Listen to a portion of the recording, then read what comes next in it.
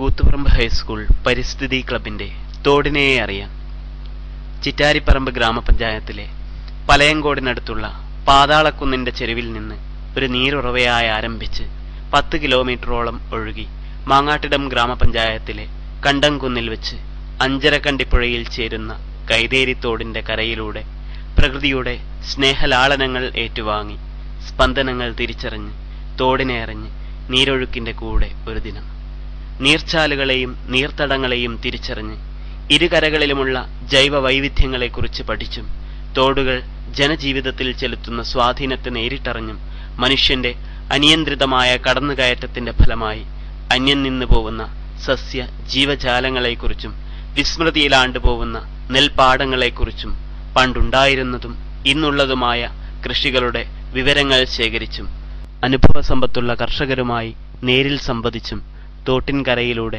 തോടിനെ അറിഞ്ഞ് നീരൊഴുക്കിന്റെ ഒപ്പം നടന്ന് ഒരു ദിനം ചെലവിട്ടത് വിദ്യാർത്ഥികൾക്ക് തോടിനെക്കുറിച്ചുള്ള പുത്തൻ അറിവുകൾ പ്രദാനം ചെയ്യുമെന്ന് പ്രതീക്ഷിച്ചുകൊണ്ട് ഞങ്ങൾ ഈ സംരംഭം പരിസ്ഥിതി സ്നേഹികളായ എല്ലാവർക്കുമായി സമർപ്പിക്കട്ടെ. ഇവിടെ ഒരു നീരുറവയുടെ ആരംഭം കുറിക്കുകയായി, ഒപ്പം ഒരു ജനകീയ സംസ്കാരത്തിന്റെയും. നീർച്ചാലായി ആരംഭിച്ച് ഈ സംസ്കൃതി ഇവിടെ ജനങ്ങളിലേക്ക് ഇറങ്ങിച്ചെല്ലുകയായി. ദാഹജലമായും കാർഷികാവശ്യത്തിനും ഉപയോഗിക്കുന്ന ഈ ജലം ജീവന്റെ നീർത്തുള്ളികളായി മാറി. അത് ജീവനായി മാറി. അനേകം ജീവിതങ്ങൾ അവിടെ ആരംഭിക്കുകയായി. സസ്യ ജീവജാലങ്ങൾ ഈ നീർച്ചാലിന് സാഹോദര്യമരുളി. അവയുടെ പാരസ്പര്യത്തിൽ തുള്ളിച്ചാടി കുണുങ്ങി ആർത്തുല്ലസിച്ച് അവ വീണ്ടും സഞ്ചരിക്കുകയായി. നീരുറവ കൈത്തോടായി മാറി. കൈത്തോട് ചെറുതോടായി വീണ്ടും തന്റെ ലക്ഷ്യങ്ങൾ തേടി യാത്രയാവുകയായി. അങ്ങനെ ഈ നീരുറവ സൂക്ഷ്മഭാവം കൈവിട്ട് സ്ഥൂല ശരീരമായി മാറി. ഇനി അനന്തസാഗരം തേടിയുള്ള യാത്ര കണ്ടംകുന്നിൽ വെച്ച് അഞ്ചരക്കണ്ടിപ്പുഴയുമായി കൈകോർക്കുകയായി.